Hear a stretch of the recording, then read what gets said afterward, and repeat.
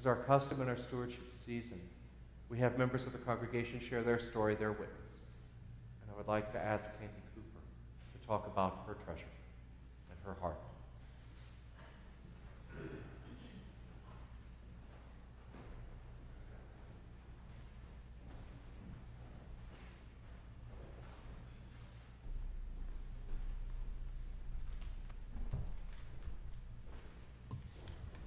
Good morning, everybody. Good morning. Those who don't know me, I'm Candy Cooper, and those who do know me, I'm very happy to say I'm by myself this week. I had enough fur and drool and barking and whining, melodramatic whining last week. That was my dog alone. That when it was time to come and I got those little sad eyes, I'm like, no, you're staying today. He did come yesterday. I had to drop something off for Altar Guild, and Kim Carroll happened to be here. And poor Kim got full force of Hurricane Cooper. She got the barking, the whining, the drooling. She got everything. I give you a little background on myself. My family moved from a very small town in Maryland up here to New Jersey in the summer of 1968. And shortly after that, we became members of St. Peter's. I went to Sunday school here. I was confirmed here. In my late 20s, I volunteered in the nursery for a couple years, and then I went on to teach kindergarten Sunday school for a couple years. I have not always been a regular attendant.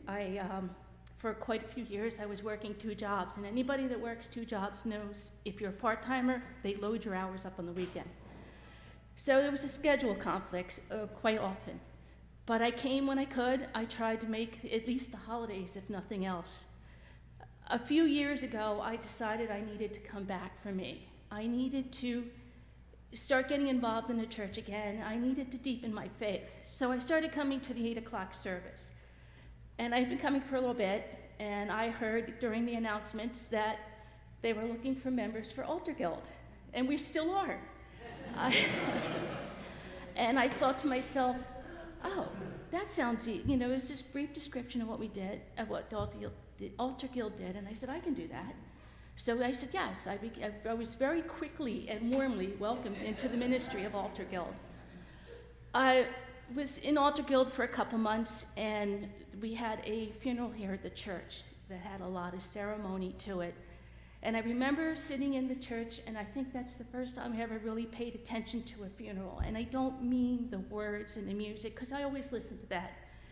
But I observed everybody around me, how people were reacting, what they were doing, and I thought to myself, wow, I wonder what my funeral is going to be like. I wonder how many people are going to show up and what they're going to say.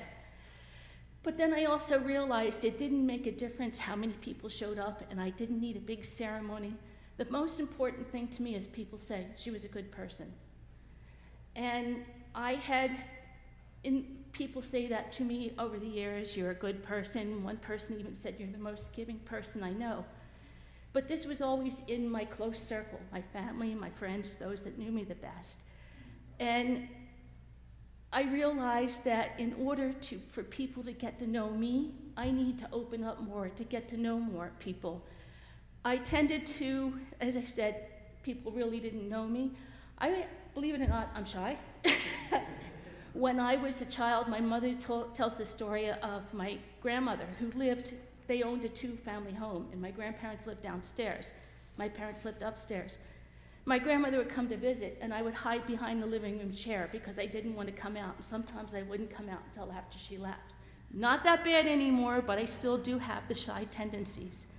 So I needed to overcome this. I needed to get involved in church. I have a very strong desire to help people. I tell people that outreach is my passion, and it always has been. And I knew that when I had learned about the church, if I started getting more involved and if I started saying yes to different things, I would be able to satisfy this desire I had always had. So I did. And I made this big decision, and I was trying to figure out how to do it. Hadn't quite reached that point yet, and Nancy Allweather called me. It was 2 weeks later. And Nancy said she was calling me because she wanted to know if I would be interested in serving in vestry. And she told me a little bit what was going on and what the responsibilities were. She said, think about it and get back to us, or get back to me. And I said, I don't have to think about it. I said, I'll do it. Because it was as if God had heard me say, you know, he knew I made this decision. He knew I was trying to figure out how to do it. And he was saying to me, this is how you're going to do it. So when I became a member of vestry, I also became the vestry liaison for outreach, which was my passion, outreach, helping people. And I knew by doing this, I would be able to help people like I always wanted to. I would get involved in all the different programs and the outreach that we had here going on at the church. When I was getting my thoughts together on doing this, I thought to myself, what is my greatest treasure, and what do I hold most valuable? And yes, of course, my family and my good friends. They are very dear to me. I hold them very dear to my heart. But I also realized my greatest passion is my continually evolving and deepening relationship with God and my faith. And it's through St. Peter's and what I've done here and what I've learned here that my faith and my relationship has deepened, and it's continuously evolving. And for that, I can't tell you how much it means to me. So when I was putting my thoughts together to do this, I Googled.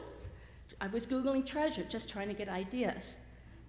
Something came up in the treasure that I wanted to read to you because it touched me, and it said, laying up treasures in heaven. Every act of true worship to God is a treasure in heaven. Whatever thought or word or deed or song or sermon or prayer or sacrifice or self-denial that makes us a little more like Jesus and makes our life on earth a little more heavenly, it's a treasure laid up in heaven. And I thought to myself, wow, that's what we do as St. Peter's. Everything we do for ourselves as a community and as a congregation, we're laying our treasures up in heaven. And then I also have a little story. As some of you know, one of my nieces got married here last Saturday. It was right after the big, heavy equipment came to start digging the holes. After the ceremony, I was across the street at the reception, and I had several people come up to me and tell me how beautiful the church was and how wonderful the ceremony was. I had one young man come up and say, I've lived in Freehold all my life. I was born at Central State Hospital. He said, I've never been in St. Peter's because I always went to St. Rose. He said, that's a really nice church. But what touched me the most was one of the girls that my niece had grown up with. She used to take riding lessons, and they compete in horse shows. And she met this girl while they were in grade school, and they grew up together. And she came up to me and she said to me, is that the church that you go to all the time? And I said, yeah, it is. And she said, what a beautiful church. And she talked about the windows and the beam and the altar. And she said, it's absolutely gorgeous. But then she said something that touched me in a different way. She said, and the feeling I got when I walked in the door, she said, it was like a feeling of welcome and love and caring. And she said, when I walked in the door, she said, I got goosebumps because it was so strong. And I thought to myself, that's what we do as a congregation. And it's not just us, this congregation, it's all the congregations that have come before us, that have continually built it and kept it there. And I just wanted you to know that people outside coming in see that and feel that. So what we're carrying over, the last month we had our ministry fair, and the theme was just say yes. And I know that's carrying over to stewardship also. And I encourage anybody who is interested in any of the program, even just or the ministries that we do, even just a tiny bit, I encourage you to say yes, like I did. I had no idea how much it was going to change me and change my life. And I wish that on anybody who's interested in doing it, because it's something I can't describe. Means that much to me. And I also encourage you when the pledge cards come around to say yes also. They say that money can't buy you love and you can't, and things like that, but unfortunately we need money to keep this church campus going and to do the wonderful things we do, keep the lights on and the doors open. So I encourage you to say yes to that also. And in closing, I want to say thank you to all of you.